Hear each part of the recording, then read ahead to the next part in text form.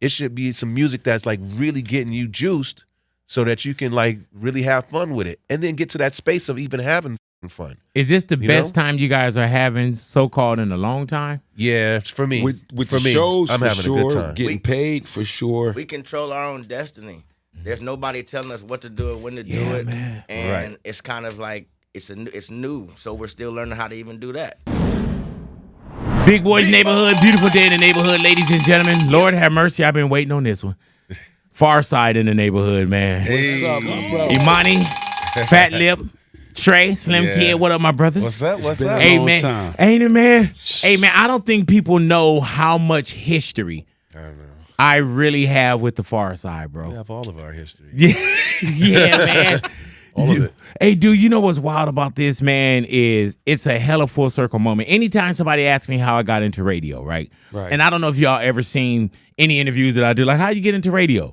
I cannot tell my story without saying Pharcyde. Yeah. Because for those out there, man, I was a bodyguard for Pharcyde. Yeah. Tell them about it. Yeah, man. And it was crazy because, you know, as E40 would say, you know, we were young mustaches back then. Yeah. But you guys, man, collectively and individually, you guys showed me something that lasted me a lifetime, bro. That was the first time I ever had a passport. Yeah. That was the first time I ever got out the country. That was the first time I ever got on a tour bus. You know what I'm saying? Yeah, And a lot of experiences that I've had came because you guys being so generous to share things with me, not knowing, oh, Big gonna be a radio guy and let's put something in right now. You know what I'm saying? But y'all, man, I love you brothers, man, and it's a pleasure to see y'all. We love you back, man. Yeah, We love you man. back. Trey, how you doing, my brother? Better. Yeah, what you mean better? I was just saying, Yeah. man. Life be doing life shit. Yeah, man. Hey, know? dude, did you ever think that when you guys were recording Bizarre Ride to the Pharcyde, that people would still come out and show up? And you guys got people in the audience. Yeah. And Lip, there's people in the audience, bro, that probably weren't even alive. Right. Some of this material was going, but it's this love. Hey, 50% of the people in the audience was not alive back then. Is that crazy to you, though, Lip? That's crazy. Yeah. Hey, man, is Lip the same Lip, too? No, he's different. What you Right. mean? Why you say that? Let me tell you, man. When we used to go on the road, Lip. let me tell you. I remember one time we were going somewhere, bro, and we were going on a tour, and I think we were going to like Atlanta. It was like probably some spot dates. And I remember Lip looked out the van and he was like, "Yeah, I'm not going." Oh, remember when he got off the plane? That was 95. They Right. pulled the plane back to the gate. Remember that shit? Yeah. Hey, man. Hey, Lip, and there was another thing, dude, where I used to do this thing with Fatlip, where your accounting was bad, Lip. And I'd be like, Lip, I say, man, you got that $100 you owe me? And you'd be like, yep. And he would go in his pocket and give me $100. Didn't owe you nothing. Yeah. Hey, man, and you would never owe me anything. You know what I'm saying? But as we sit here today, man, and we're on, are we 30 years of Lab Cab in California? Yeah, 30 years Lab Cabin, 32 years of Bizarre Ride. Hey, man, take me to the moment of recording Bizarre Ride to the Pharcyde, because that when people say sometimes, man, people say that this is, when people say, what's your favorite album in hip hop? Right. I've seen people that come back and say Bizarre Ride to the Pharcyde. Right. Imani, when you guys were recording that, bro, did it feel special to you? Special? Yeah. I didn't know where we was going with it. Right. But it felt, because we would go places and just the reaction that people would always give us, whether we was dancing, hanging out, whatever, it was just always, you guys are cool, you guys are this, you guys are that, and whatever we chose to do, we would always have success. And it just kept on going, and the more we like looked in our craft and took our craft serious, the more that the universe responded. That's how I felt. Hey, man, what was it like early on before we got to know the group The Pharcyde? Because anybody that know the history, some people are like, oh, okay, I know them from dancing. I remember even before I got with you guys, I would see like circles. Remember you was DJing? Yeah. Scratching. Yeah, I was DJing, man. I never got the Pharcyde DJ gig, but you know, it is what it is, though. You still got to go on the bus. Yeah, and I'm still here with you guys. You know what I'm saying? Roller coaster. Yeah, man. But did you guys know early on when you doing Bizarre Ride, and there was a different lifestyle then? You know what I'm saying? Like everybody was in our 20s, you know, young, getting blazed, smoking, you know, just living life and just not thinking of it as a career. Yeah, hey man, when we think about like songs like Pack the Pipe, Quentin's on his way. Yeah. You know what I'm saying? Those are songs that, like, back then, everybody wasn't rapping about weed like how you hear it now. Yeah, it's different. You know what I'm saying? Yeah. Shit wasn't legalized. You know, and now when you look at it, bro, those were moments I feel that you guys were so ahead of the crowd, ahead of the genre, ahead of the people, bro. And then the live shows always been you know us. effing amazing. And to this day. When you think about everything we was doing, how we was living back then, just not us, but everybody. Yeah. That's the norm today. That's like what's mainstream today. So, you know, it was like we kind of like push the mainstream. That was our culture. And it just, you know, the babies grew up in the 90s looking at us, and then that's kind of like what the norm is. Exactly. You know? When did y'all know that it was happening? Because I got a moment with the Pharcyde when I knew it was happening. Trey, do you have a moment when you knew, like, okay, wait, something's going on here? I didn't think it came from the Bizarre Ride record. I think it came from when we were doing Lab Cab in California. Well, we were in San Francisco, and Running was on the radio, like heavy. Like you would change the station, and it would be running again and running again. I was like, oh man, this is. I think that was the moment for you. Yeah, so it wasn't. Because look, we were so heads in back in Bizarre Ride. We was just doing a lot of work and a lot of travel. Like we didn't like lift our heads up to look around because we was touring a lot. Yeah. Like remember we had to stop touring to even make Lab Cab in California. Yeah. Remember that? Yes, sir. When you're looking at the greats, you never feel like you arrived. It was very gradual, but for me, I'll say definitely when we released Passing Me By and the video, the whole mood, the whole vibe, everything changed. Like you could feel it, but then I was watching BET, and they was interviewing Run, and they was asking Run about the West Coast, and he was like, "Yeah, man, there's a whole lot of artists coming out West Coast, but you know who I got to give it to? Them kids, Pharcyde." Was it Jam Master that said that? It was Run. It was Run, because I remember Jam Master was like, yeah, the way they be bouncing around and I was like, was that on BET? Because I might have got it mixed up. Because I remember Jam Master Jay, he was like a Pharcyde fan. That's crazy. And I remember at one point we were up in the Bay Area, and I remember the record was skipping. And I remember he told Mark Love, he was like, "No, you got to get this." And he could have sat back and watched the show and be like, "Oh yeah, you know, they learning." But I remember Jam Master Jay. It could have been Run too. Yeah. But I remember. Was there a moment for you? Yeah. When Tupac let us know that. My God! Remember. We was on this car. We were all together. We was with Tupac. I mean, you know, everybody remembered it. But the gist of it was he was like, y'all are bigger than y'all realize. And your record company is not being truthful with y'all.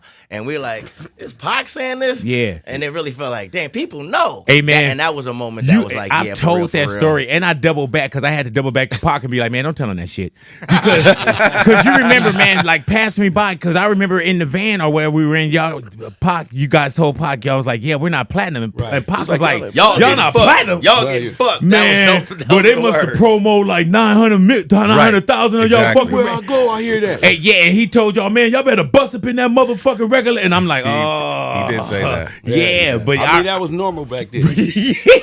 But I remember Pac telling y'all what a success, and he couldn't believe at that time that Passing Me By was not platinum. Right. Let me tell you the moment for me when I knew that shit was changing, bro. I don't know where we were at, but it was during a live show, and Trey, it was your verse.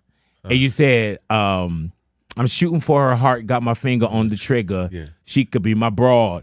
And the crowd went, and I could be, and I remember I think it was me and Suave. You probably don't remember this, Suave, because it wasn't Seal. I remember we looked at each other. Wow. And we was like, oh, shit. Because that's the same way, bro. We were so into being on the road. Yeah. You know what I'm saying? Like, and back then you didn't have streaming systems. You none of this. You weren't on the bus watching certain things. So if it wasn't right, no internet. So you wasn't knowing until you came across somebody and you felt it, that kind of thing, you know? Yeah. But when that, man, she could be my broad and I could be her. And I was like, oh my God. I was like, yeah, something's going on here. Yeah. Something's happening here, bro. And then that just started to repeat itself. repeat itself and repeat itself, man. Do y'all have those memories? And I know there's a lot of work being done right now, and nostalgia's nostalgia, but do y'all have those memories of what those days felt like? I mean, when we on stage, we reliving the memories. Right. Yeah, it comes back. I mean, we were at the Oregon Country Fair just recently. It's a huge hippie fair, right? And when Pass Me By came on, just that feeling that you had, it was overwhelming, you know? And then I had my little son there too. How old is your son? He's 7. Right. And so he was seeing like, oh shit, this is Dad? Like, this is going, and then, because we was like trying to bring him on stage, he's like, oh no, fuck that. Right. Fuck that wave. He was like, no, you go do what you do. Yeah, exactly. Go ahead, Dad. Do your kids understand what it is? Well, after a while, they they started to understand. Yeah. Going to certain shows, I remember there was this Interscope party where me and Trey performed with every rapper that you can ever name. Yeah. That was all on stage. I don't know if you remember, it was like the Interscope mixtape. Wait, Dre, yeah, Eminem. you talking about downtown at like Belasco? Yes. Yeah. So when, you know everybody was yes, there. Nas, man. So my son, he Ghetto was 14 Boys, at the time. Cypress Hill, Souls of Mischief, yeah. Diddy and Mace. It was lit. And he figured it out that night. He seen it. He just seen it. He came with me because they didn't really know. I was like, but he came with me that night, and his head was just like, he couldn't believe it. I couldn't believe it. That was an incredible night. Yeah, man. Yeah, it was good. Do y'all still enjoy it though? Can y'all still hear the applause? Yeah. I can't absolutely. do it if I can't. If there's no happiness. And Imani, you ain't missed a fucking beat when it comes to performing and being on stage, bro. Supercharged by my granddaughter, man. Yeah. Yeah, Lotus is 8 now, so. Hey man, but you do shit on stage now, and I get tired. you know what I'm saying? I'm like, dude, what the hell? 2,000 calories, man. I'm like, man, what the hell is going on here? Man, powered by the energies from the other side of the sky. You feel me? You keep it going. And that's the real thing, because I've known him all his life, and he ain't turned down yet. Yeah, man. Till the wheels fall Turned off. down for what? Exactly. Yeah, man. Till the wheels fall off, man. You might not get this opportunity. I mean, it's always now. So, and I didn't think I'd still be here. So the opportunity to know that I'm here now, I'm gonna probably like pass out on the stage and just like transfer my energy to another thing from the stage, because that's what it's feeling like. It just feels that way. Man, I remember one time we were in D.C. and I remember. I was just telling him about that, but go ahead. Is that the time when he fainted, like blacked out on stage? Yeah. Absolutely. Yeah. I had no oxygen, and we were like in this club, and it was like underground. 9:30 club. Yeah, 9:30 club. It was super hot in there. Yeah, man. And I was like, man, you need to slow down, stop giving your all, man. Like, stop I got doing 2 this. gears. Yeah. Go and don't go. Yeah, man. And I remember we had to water him down. He was like, I mean, I almost died. We're like, dude, sit down. Brought back to He's life, like, baby. no, this ain't encore. I got to get out there. This ain't encore. You already know, baby. Leave it all on the stage. We got to resurrect them. Right. Amen. But now when we look at the Pharcyde, bro, you guys are heavily back out on the road. Yeah. You know what I'm saying? And not just back out on the road where it's like, oh, we're on the road. Like, we're talking about like countries. Yeah. You know what I'm saying? And really getting out there and seeing people and having people get a chance to see you guys. What does that feel like when you know like there's a hella fan base that's out there? A lot of this started from the 50-year anniversary. Right. That just sparked so much stuff. Seeing everybody reactivated. Yeah, research. And then but also going out on the road, it's like 20-year-olds, 14-year-olds coming with their parents. We asking the parents, it's like, yo, when did you put them up on Pharcyde? It's like, nah, I walked in their room and they was playing. Yeah. We didn't even know. Yeah, that's the same thing with my daughter, bro. Like when my daughter discovered the Pharcyde, it wasn't like dad was like, oh, this is who dad was with and this is what's going on. And this was a movement. She brought it to me and I was like, yeah, that's what was going down. But did she know? She knew I had a connection, but she didn't know the music. Right. You know what I'm saying? That's like, right. it's a difference. And the crazy thing about it, man, is like, at one point, Passing Me By was all over TikTok. And it was even to a point where I started sending y'all stuff like, man, look at this shit. You know what I'm saying? But it was all over. And it's crazy because when you make good music, you don't know how long good and great music can last. Right. Yeah.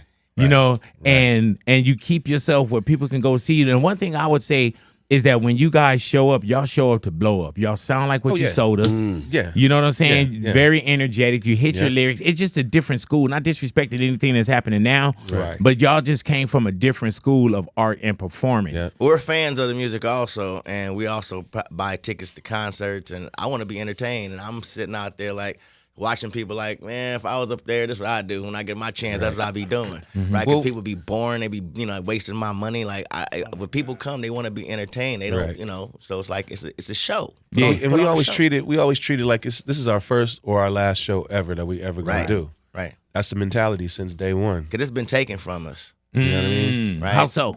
I mean, we kind of like, sacrificed ourselves. Like, we sabotaged ourselves, I mean. And it was taken from us, and then the universe was like, "If y'all really want it, y'all show me, right?" And we came together, and it was like we had to like ditch the egos, the past, and like figure it out. And we tried to get everybody on board, but like you can only control what you can control, right? And so we here, and that's like people ask us questions. We can control, and that's why when you see us, it's like y'all mean this shit. Like we mean it. Yeah, we bought this life. We bought this life, and this is what we got. And like I like to explain, I felt like we created a universe, and we kind of like abandoned the universe that we created, and we left a void. And now it's like exciting. You saw it too. It's exciting to come back and take control of our universe. Yeah. And with that being said, too, man, I do have to ask, like, when we think of Pharcyde as well, and you think you guys said it, Imani, Bootie Brown, Fatlip, and Slimkid3. Forever. You know what I'm saying? Yeah. And as we sit here today, and I'm going to tell you, man, it puts me in a position as well. Yeah. Because I'm cool with all of you guys. Everybody. Right. You know what I'm saying? And sometimes I feel like I'm in this divorce. Right. I know what you mean. That's happening with the Pharcyde, right? Yeah. And so as we sit here today, Romai, aka Bootie Brown, he is not in with you guys with what's going on right now. By choice. Right. By choice. Yeah, By choice. By choice. There's a seat that's available and the door's open, and we reached out multiple times, all of us in different ways. And I mean, we went to you like, homie, how can you help us? I called you first when I started seeing all of these concerts because you was a part of the Once Upon a Time in L.A. Yeah, I was like, man. Pharcyde got to get on that. And we saw people that was asking for Pharcyde. I'll say this. You know how you go to your grandma's house, well, you grown up and you moved out or whatever, and you go back to your grandma's house and you see your room is still the same, and da-da-da-da. That's exactly what the Pharcyde is. His room is still the same. Ain't nothing changed. All you have to do is step on stage and grab his mic and do his damn thing. You know what I mean? In my opinion. In a sense. Right. We feel what you're saying. Right. But we feel what you're saying. But for sure. So let's let's look at it on an energetic level though. On an energetic level, the energy is called for its children, and we the ones that showed up at the door right at mama's house. I like that. Right? Yeah, I like and that. we're doing the damn thing.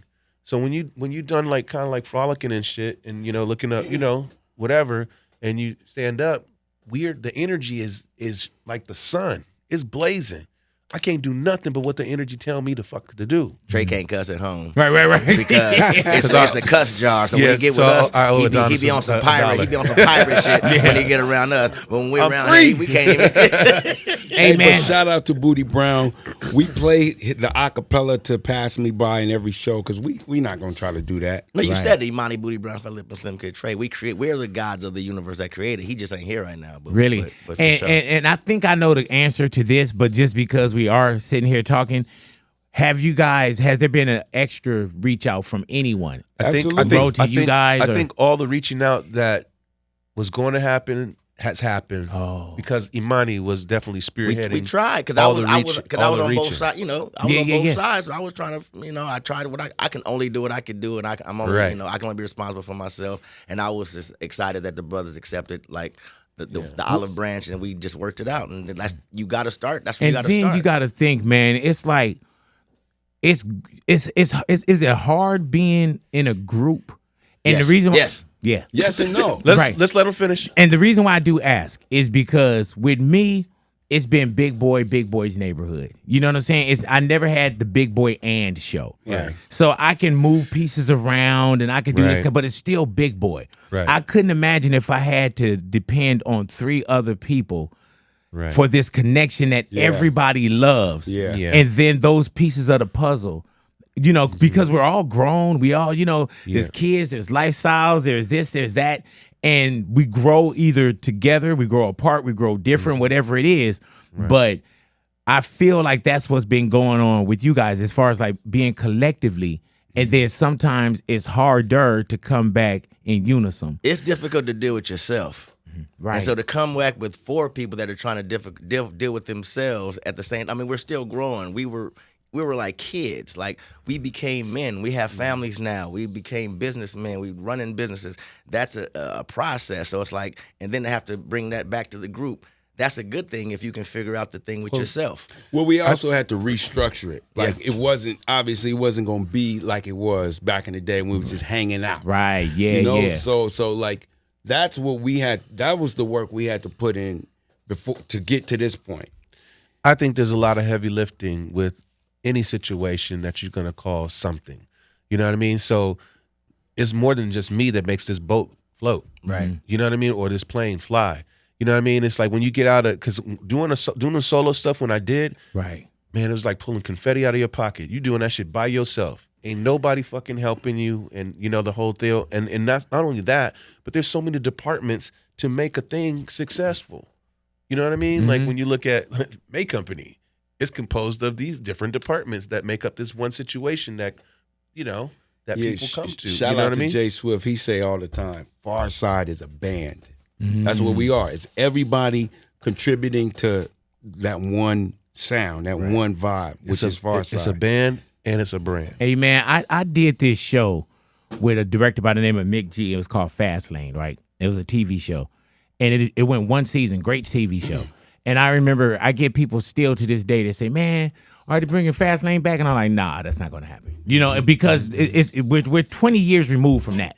Okay. You know what I'm saying? And the reason why I say that is it's not going to happen. I get a lot of people, of course, that always ask, and I know they ask you too, you know, will Pharcyde come back together? And with me, bro, it felt like personally, like I told you guys, like I felt like I was in this child of a separated family. Man. Yeah. You know what I'm saying? All our fans kind of and I had to be personally, I had to feel like I had to be like these enoughs. And my enoughs were, I would check in with you. Yep. I would check in with Lip. I would check in with Imani. Yep. I would check in with Suave. I would check in with Brown. More so, Smooch Cat. You know what I'm saying? So it was just these enoughs. And then I'll get invited to a show, right? Yeah. And I would literally look, and I would almost thank God that I wasn't going to be able to make it to the show. Right. Which sounds fucking, you know what I'm saying? Stressful. Which sounds fucking crazy. But I would look at the date and I'd be like, oh, damn, I'm out of town. You know what I'm saying? Like, you know, because I didn't want to disrespect anyone position. Yeah. Right. Yeah. You know what I'm saying? And even now we're sitting down here together, right? It got to a point where I was like, man, my guys got a project together. My guys are on tour together. Yeah. Yep. How do I not show up when y'all showed up for me many a times? Thank you, Big. And y'all never held me to like, Big, you're not playing my record. Big, y'all never held me to that. Yeah. Well, not in my face. Right. You know what I'm saying? But it was never that. It was like, Big, you do your thing. We're going to do our thing. It wasn't about that. We used to be roommates. You was my roommate.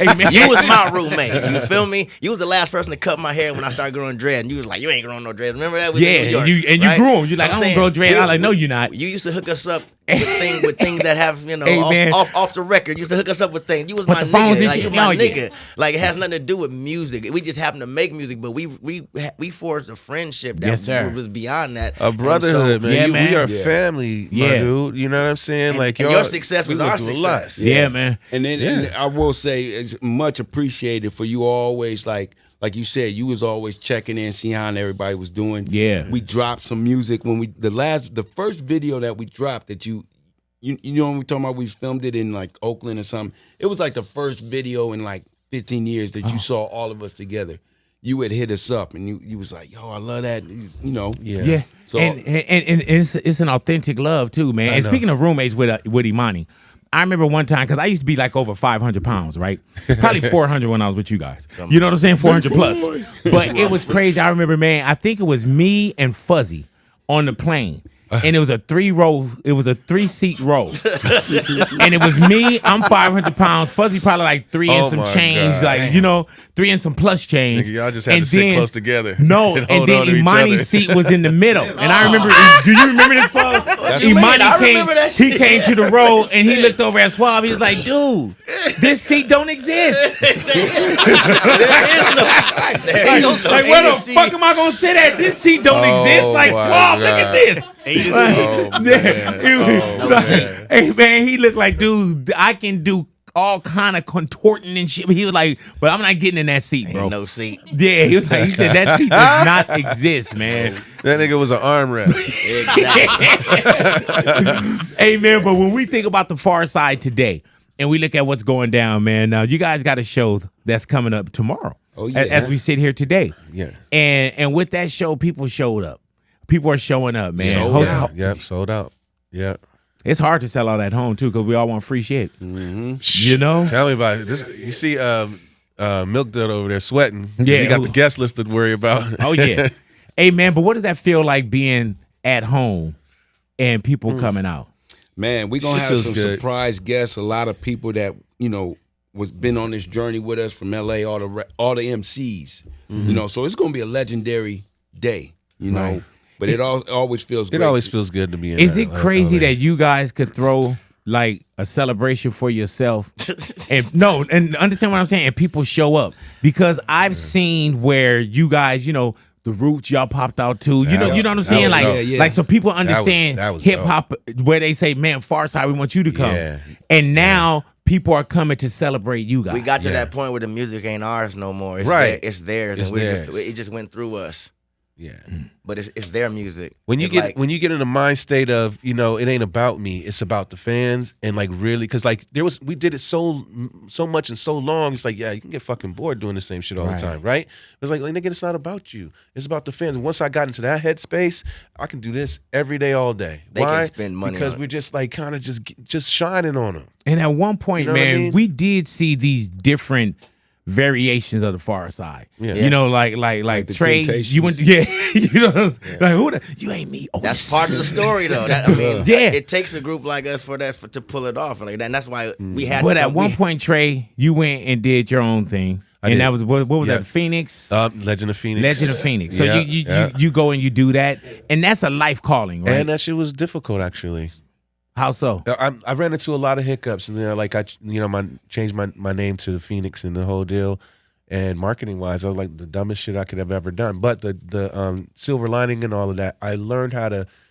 I got tired of sampling, right, and running into a nigga that had the same sample as me, because like damn, now I got the same sample. Now you gonna think that I, bitch your shit. So I was like, I'm gonna find the source, just like the Rod Tempertons did and all these writers did, and I'm just orchestrating music. And so deep diving into that, I really became better at that. Like Right. that's my shit. I do that. You know what I mean? So Was it different when you go do your solo thing, being a part of a group, and you look and Imani's not to your left, man. or Lip is not doing sit ups on stage, and you know how Romine many not verses dancing? a nigga gotta do? Right? Yeah. I'm like, nigga, I'm just.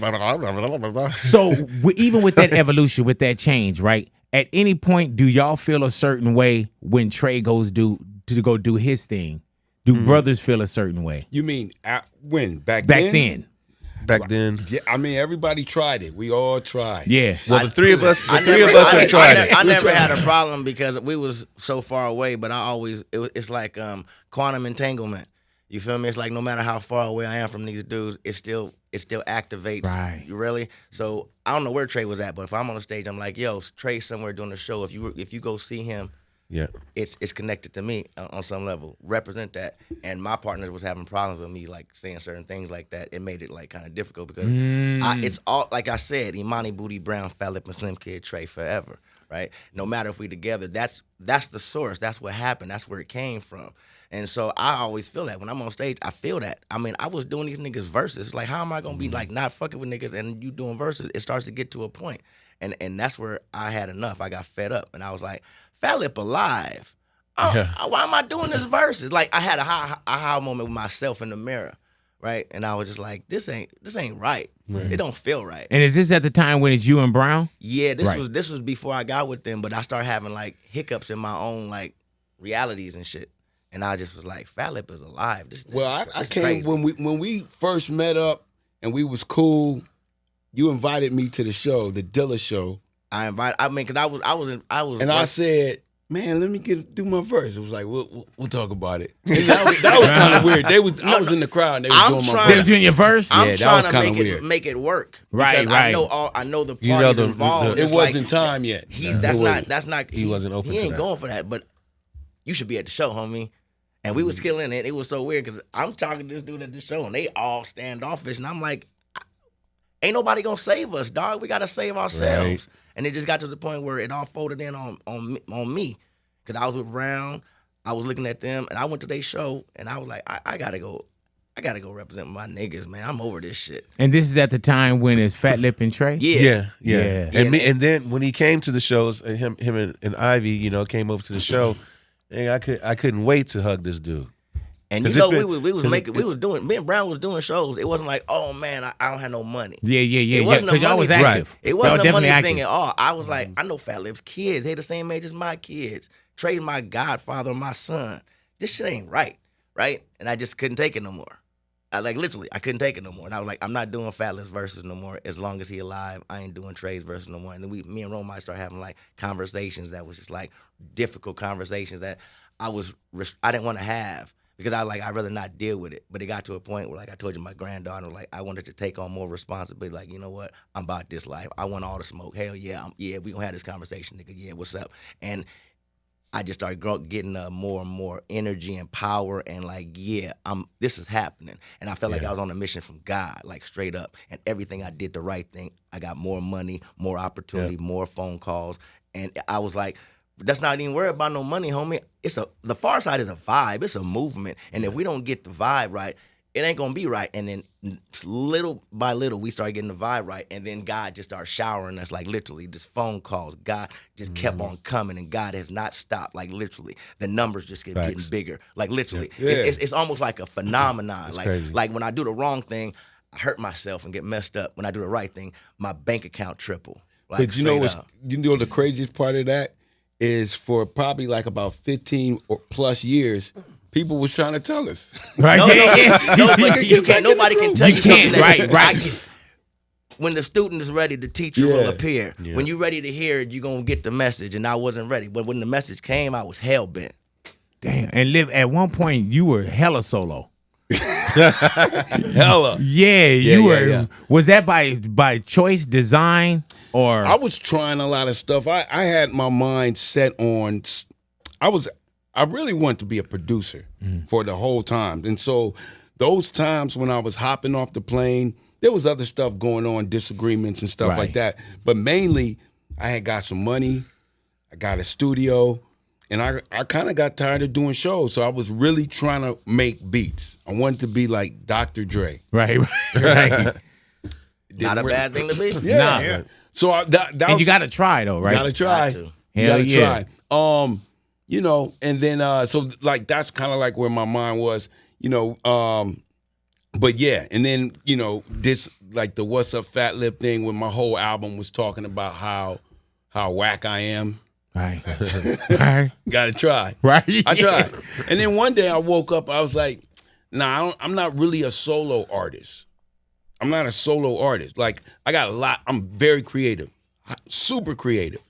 But like when you talk about like a Too Short or pick any solo artist, there's just certain people that are just solo artists, certain rappers. And you felt like that wasn't you by design. It was too much of a struggle working on a solo album. That's how I figured it out. I was like, nah, this shit. Nah. Hey man, but you know what's wild about each one of you collectively?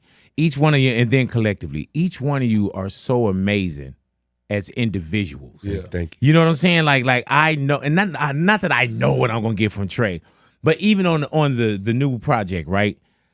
I hear each one of you guys. Yeah. You know what I'm saying? And I hear what I hear, and I say, man, that's a Pharcyde record. Yep. Yeah. You know what I'm saying? Trey, the things that you do with your voice, and then the creativity of Imani on a verse and the track starts speeding up, you know, and then it's slow. Yeah. Like there's just some things creatively. Yeah.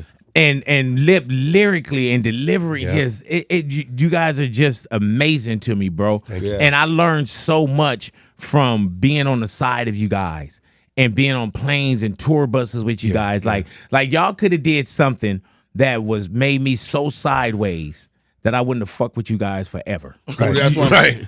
And y'all had the authority and the power of being young men that the world was looking at on these marquees to have been total assholes. Right. And you guys never were. Never were. You know what I'm saying? And it wasn't no we're the artist. You know, Fuzzy, you're the sound guy. Right. Seal, you and Big, y'all bodyguards. It was like we ate together. Yeah. We traveled together. We fought together. We laughed together. We fought together. Oh my God! Hey man, do y'all remember Ohio? Yes, we don't even talk about. Wait. I don't know what you're talking about. Yes, keep that. I have no idea what you're talking about. It was some racist. Racist cowboys somewhere in the world. Yeah. We won't name any. Right. It was a place. It was a place. Yeah, man. It was a place called Racist Motherfuckers. Yeah. Hey man, you know it's a trip. Hey, you remember that ketchup bottle I grabbed? Oh, never mind. Hey man. Boom. But after, so we just in a nutshell, so nobody like all this inside conversation. We got into a situation somewhere out there, and somewhere in America. At the moment, Suave is like, you know, he's manager. You know, people say, "Oh, bro, man, Suave, he's our guy," and so. Rick that was doing merchandise at the time, we were in Denny's and we were in this little ass area where if you called over to room service, it was Denny's. Remember, it was it was like a motel, and then hey, dude, this is another. Please remind me to tell you about Fatlip in San Diego, but this one right here. So it was a small kind of like hick town. And so we go to get something to eat, and when we walk into this establishment, that with Denny's, when you walk in, we're standing there waiting to be seated, and I see Rick that was doing merchandise and Suave's partner, a Blucher bitch. We see him, and I can see that he's having like a situation, like having a conversation with somebody. So when he comes over, I'm like, man, I said, Rick, I said, what was that about? He's like, man, these dudes over here talking all this N-word shit. And so I'm like, oh shit. And we from LA. Right. And it was never that blatant to us. Right. You know what I'm saying? Right. And so when he came over and said it, I remember the dudes came walking and they walked past us. Yep. And at this time, because you were at Denny, were you there? I was right in the hotel. It was the three of us. It was me, you, and Rick. And so and so the dude comes by, and it was like 1, 2, 3 dudes and 2 girls, if I'm not mistaken. And one of the dudes said to us, if any of you boys have a problem, me and my friends will be right over there. So now I'm like 500 pounds. I stand up and I swell up and I say, what you say? My man looked at me in my face. He said, I said, if any of you fucking boys got a problem with my fucking friend, we'll be right over there. And that's where the ketchup bottle was. Dude, and I was like, no. Okay. And then Seal, we called him Time Bomb. Rest in peace to Seal. Seal is ready to go. And I'm like, Seal, hold on. Snap. I said, let's go talk to Suave. Because Suave is like, he's the glue. We can't go whoop somebody ass. Suave like, man, the bus ain't here. You know what I'm saying? Yeah. So we go to Suave's room, and I'm like, Suave. We like, man, Suave, dude, this is what happened. White boys talking the N-word stuff, so on and so forth. Let's pack the bus. Yeah. Let's lace up the boots. No, let's pack the bus. It was chaos first. Yeah. Wake up the driver. No, because we go over there, right? And we just happened to see 2 of the dudes coming out the thing. Yeah, but it looked like they were walking in. So I don't know if they went to the car to get something or whatever, right? And so I remember we thinking we uniform, like it's me, Suave. We like, all right, Seal. We think, all right, we just gonna get them. But we're gonna I don't know what the plan is, but it wasn't what Seal did. Right. It was different. It was a lot different. So Seal goes and take both hands and just smack 2 of them. Together. He was like a movie. B.A. Baracus in the cartoon. And so then, dude, we go back to the hotel. And now it's really like, okay, we're in this hick-ass town. Yeah. We got to get out now. We got to get out. Yeah, so that's when everybody started. Like, Suave was like, I got to wake up the bus driver. Dude, we literally now, we're spooks in the night now. We like... Hey, throwing this shit on the bus. Yeah. We walking shit on the bus, so I go to Fuzzy's room. I'm like, Fuzz. So Fuzz answers the door. I'm like, Fuzz. I say, hey, man, we just tossed up these white boys. We got to get out of here. Fuzz like, what? I'm like, dude, we got to go. He was like, do I have time to brush my teeth? I No. said, brush your teeth and meet us in Georgia. Meet us in Georgia. Yeah, I was like, man. I said, brush your teeth and meet us in Georgia. Right. And I remember, dude, when we got on the bus, we crept on the bus. So I was like, man, and the bus driver was like, and our bus driver was cool as a motherfucker. He could have just left us there. True that. I remember they was like, don't look out the windows, don't do nothing. He was like, I'm gonna get you out. All the lights So off. we're in a big ass lot just with a motel and a Denny's, and it's dark, and we look out the window, just peep, and it's all these fucking like police cars from different jurisdictions because it's a small town. yeah. So it's like all you see are these lights going, and we on the bus like not even breathing. Not at all. And so we get off the hotel grounds. We start driving, and it's like nothing but trees where they probably hanging motherfuckers at. Yeah. You know what I'm saying? And I remember we're quiet. Man, as soon as we got on that highway and we knew we were gone, we were like, yeah, we fucked them up. We did it. Like, man. And there was a couple of dudes that was black dudes that was from there. They was like, yo, you know, they was tripping. It's like, that didn't y'all happen. better not mess with them folks. Yeah. So we're like, nigga, fuck them Yeah, folks. we probably left them to die too, though. That's them. We were Probably. because they were spooked out. They were though. spooked. We Hell was like- yeah, man. But those are great. Those are great memories. We for could have me. been dead. Yeah, that was a great. We had memory. options. But are we here though? We had options. Liv. We made it. We made it. Yeah, But did you die though? But we did die though. But we here though. You know what I'm saying? And we here and we celebrating, bro. Talk right. to me about the new project, man. What does that feel like going into Imani, the you want to newness? set it? Newness, we connected with this situation called 88 Rise, and they like get artists together and be putting artists together. And we got an opportunity to get with some producers. We got with Rottweiler, we got with Rick Rock, we got with Crisis, and we got with C's Monstrosity. Yep. And I mean, really, like we were saying, we had Jay Swift in the beginning, we had Dilla, so we needed somebody that can hold down the fort, and we can kind of like turn our backs and be creative and not have to worry about the sonic soundscape. And those are the dudes. I mean, we had other people we was talking to, but because of Fuzzy, he was able to just connect the dots at MVP will. right there. Go ahead now. Whatever we needed, we say it. Fuzzy have him on phone, at FaceTime, and it just made our job a lot easier, so we can just focus because we was doing shows. We did like a little EP, but it's baby steps. You know, Right. feel me? And So what is this project now? Timeless. Timeless Right. is the name of the project. It's a four song Yeah, EP, man. and people seem to be receptive to it at the shows. They love it. sing the words. Yeah. They get with us. They want to hear new music. We drop it on them. They loving it, and it's fun. It's fun to perform the music. It's not Bizarre Ride. It's not Lab Cabin. It's its own thing. It's where we're at Yeah. right now, and we may not be here tomorrow. Right. But this is where we're here right now. Hey man, how important was it not just to be in a position where you could do shows, but to say we want to do new music as well? Because there's some people that just say, man, I could just go and tour forever. I think everybody was saying that. I think people were scared to do new music. Like after the 50-year anniversary, everybody was emboldened. It was like, nah, I do this shit. And I don't know if you noticed that everybody started. We was always in the road doing shows, Europe and all of that stuff. But making some new music was kind of like, nah.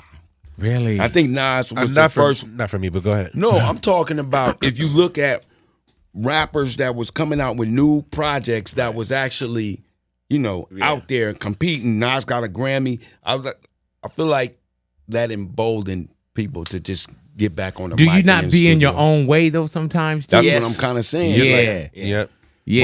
When you start thinking and trying to like, you just got for me, it's like when I'm creating, it's like if we're starting to do an album, whatever, I don't listen to shit. I turn off the TV. I don't listen to the radio. I don't listen. I don't answer phone calls. I just get all of that shit that debris out of my head, so I can like let the creative force come through and do the shit. You know what I mean?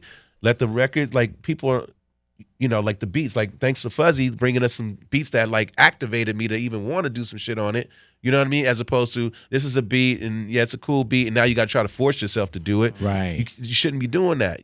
It should be some music that's like really getting you juiced, so that you can like really have fun with it and then get to that space of even having fucking fun. Is this the best time you guys are having so-called in a long time? Yeah, for me. With for the me, shows, I'm for having sure. a good time. Getting paid, for sure. We control our own destiny. There's nobody telling us what to do or when to do it. Man. And it's kind of like it's new, so we're still learning how to even do that. What about like label wise? I was just thinking about that. Labels ran the game back then, right? It's different. And so now it's just like the music is all that matters. So people don't know what label we was on. Right. They come to the show because of the music. And so that's a huge good thing. And they just be like, where can we find y'all? We saw you on Spotify. We follow you on Spotify. And it's just a different technology has changed the game a lot for us. So we had to figure that out. Because we come from an era as well, man, where everybody wanted to be on something. You know, I want to be on this. I want to be Def Jam. I want to be, you know, and now people don't want to be. Nah. You know, it's kind of a catch-22. Right. Because you need a team of some sort and financial backing and stuff to make the machine go. But back then, the label was the brand. Right. When you was on Def Jam, you was like, that spoke for itself. And people literally was Def Jam recording artists, such and such. Right. You know, absolutely. And so when you see it now, bro, like how beneficial and how much of an asset is social media now? It all goes along together. It's crazy, bro. It's a even playing field for people to put out the biggest commercial they want to what do you call it? To promote their thing. Mm-hmm.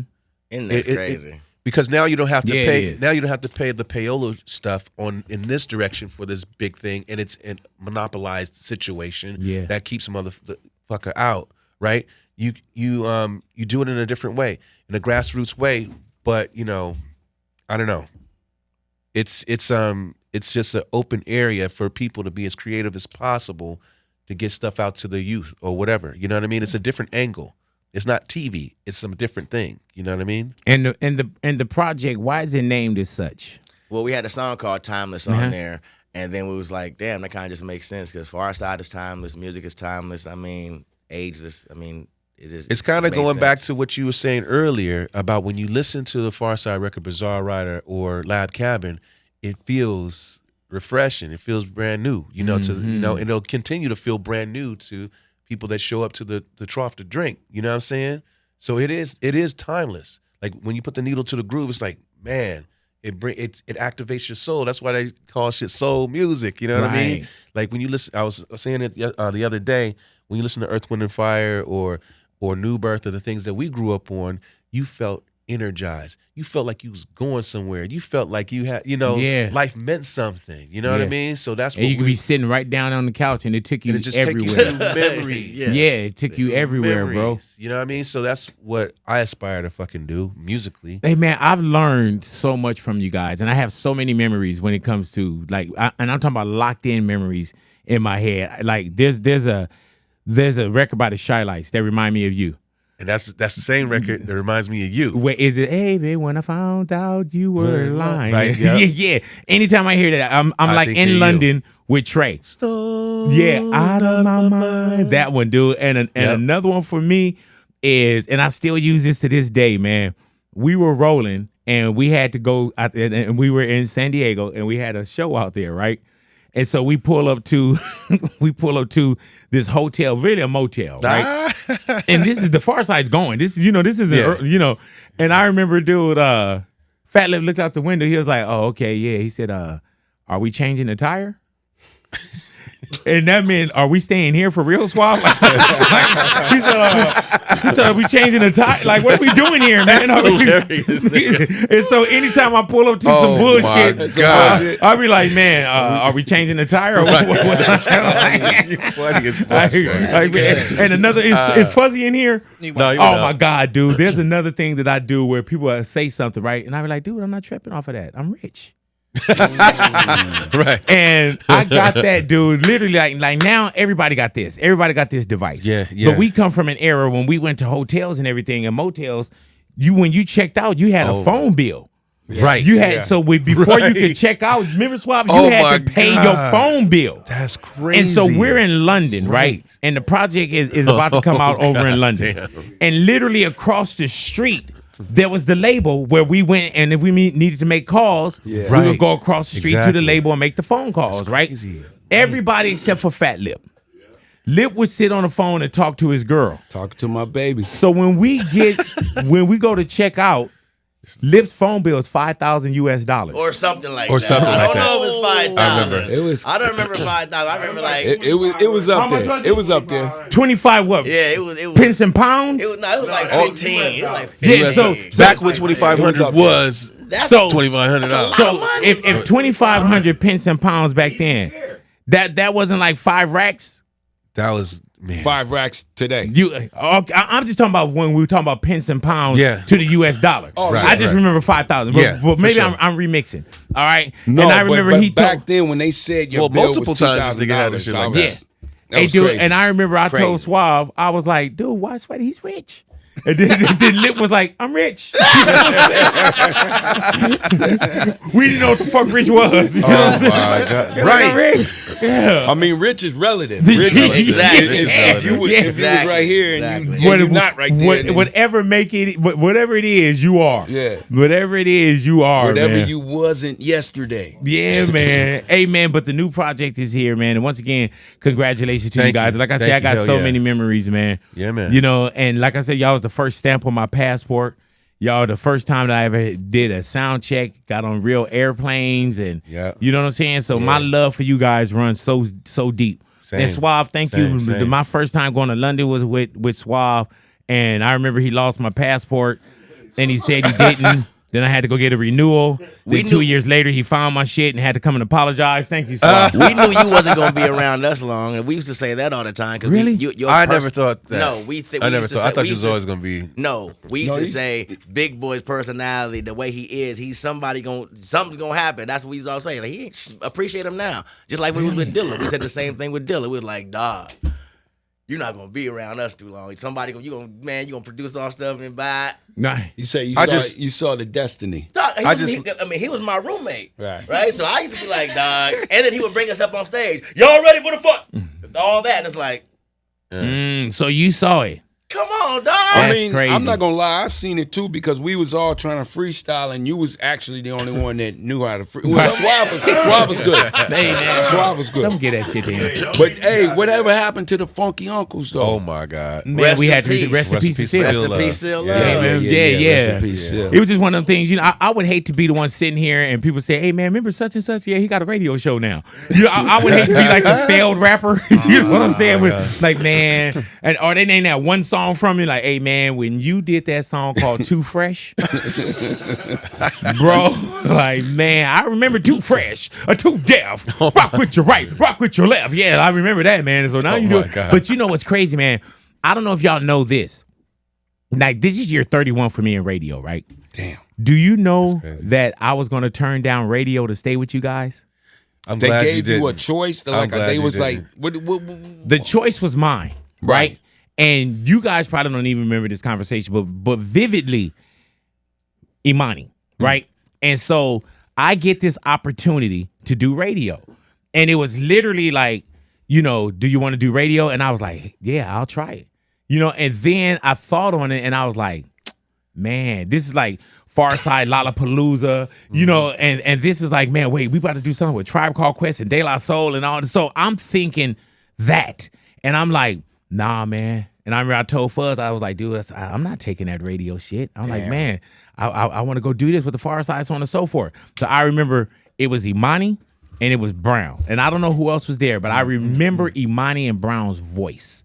And I remember I said, man, you know, I got an opportunity to go do this radio, so on and so forth, so forth. You better do that shit. And so I remember Imani saying, hey, man, he said, Big, he said, go try it. Hell yeah. And he told me, he said, man, if not like, man, if it don't work out, he said, but if it doesn't work out, if it doesn't happen, home. he Just said, home. come on back. Man, we ain't going nowhere. Yeah, and that gave me the enough to say, well, let me go spread my wings. Yeah, that was a Yeah. blessing. And see, Gave yeah, you the blessing. yep, Yeah, and yeah. see what I'm doing. But he told me, he was like, and paraphrase, but it was like, you got to go try that.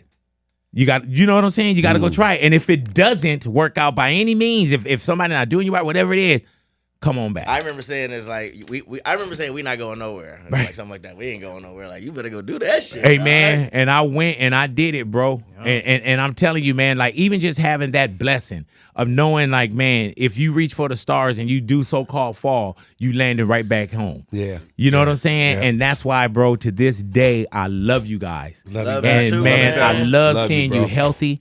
I love seeing you guys smiling. I love seeing what's happening with the new music, with the shows, and I love just being veterans and relevant at the same time, and the conversations that I'm hearing you guys' names in, man. Sure. And thank you guys for giving me this opportunity to sit down with you, bro. Yeah. You know what I'm saying? And changing my life. You know what I'm saying? And giving me memories that if somebody can knock me in the head, and it could be somebody could come up to me and say, "Hey man, I'm rich," and I'll be like, "Flip." You know, like, what the fuck? Right over there. What the hell, Auntie? Yeah, boy, we be right over there. Hell yeah, man. Hell yeah. Oh my God. Hey, Lip, do you remember when we had to step to you to tell you to put on when we was on tour with Criss Cross? You remember that? Put on what? Put on song. We had to tell you to start wearing drawers on stage. Oh my God, I remember that. Do you remember the phase when? Do you remember that? I don't really remember that. So at some point, you stopped wearing the underwear. It was like an intervention of some sort. It sort. wasn't an intervention. I mean, that's a Can't possibly. be swinging around the kids. And you sagging and shit. Like, Damn. Or you be doing like flips in your pants and come down a little bit. And do you remember now? Criss Cross was huge at the time. Jump. Remember we was on rollerblades on that whole tour? No, it was just the one show that had the circle stage, and we was getting bored. And we was getting bored and shit being on Criss Cross tour, so we was like, get some rollerblades. Hey, dude, I remember one time, dude. Now this is Criss Cross, jump, you know, and people know Criss. And then they blew up, and there was all these little white kids, and we was doing a show, and it was a theater in the round. That's the one. And I remember, dude, I remember Lip was on stage, and Lip was like this. And the stage is rotating. And he said, "Yo, look at all these white people out here." I ain't never seen that many in one place. Oh my God. They were busting in kids. Yeah, look at all these white people out here. That was a hard tour to be on. Oh yeah. We were too grown for that. We was like too love, you know. And remember the one Chris, the dark skinned Chris, rest in peace. He used to sneak out to try to come out with us. Yeah, he used to hang. Jump on the bus and smoke weed. Yeah, man. Did you go to the Ice Cube? Was you with us for the Ice Cube thing? When the person got shot across the street? The shootout? Yo, hell yeah, the shootout across the street. Wait, we was watching the news, and then we looked out the window, and we was on the news watching the news. A shootout happens at an Ice Cube show. Oregon. We were in Oregon. We were in Oregon. Seattle. That was Seattle. I think it was Seattle. Because I remember, dude, I remember I asked, I said, what's the last song an Ice Cube said? So we can get the hell out of here. Yeah, and then they said it was Wicked. You know, my God. And so I said, "Hey man, by the time such and such, we all out of here." And so when that song came on, everybody stepped. Right. So we were up in our hotel room, literally across the street from the venue. Yeah. They just said, "Pat, pat, pat, pat." We're like, see, there it is. You know what I'm saying? LA on swivel. Hell yeah, like.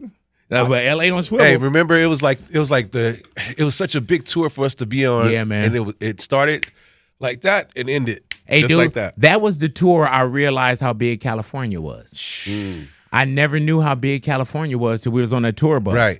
And that's another memory that I have, bro. Like being on a tour bus and floating and be like, where we at? Yeah. Where we at? And the AC breaking down in Texas. Hey, dude, do you remember the time when we was caught up in like a snow, like it was a snowstorm, snow blizzard, and we were on top of a mountain? Damn. And the bus driver told us to keep the windows, keep the curtains down, don't look out. Oh my God. Oh yeah. And then when we got to the bottom of the hill, we slid. Because you guys told me about it. Man, great death defying moments. Where do people find the Pharcyde at? So now people can't just find us at the Pharcyde. You have to go to the Pharcyde Lives. The Pharcyde Lives. The Pharcyde Lives. And that's the active and day to day and merch and shows and everything. All of that. And how you spelling the? THE. There it is. Pharcyde. PHARCYDE. Lives. LIVES. There it is right there. Baby. Right. Pharcyde in the neighborhood, man. Once again, thank you guys. Big Boys Neighborhood. Yeah.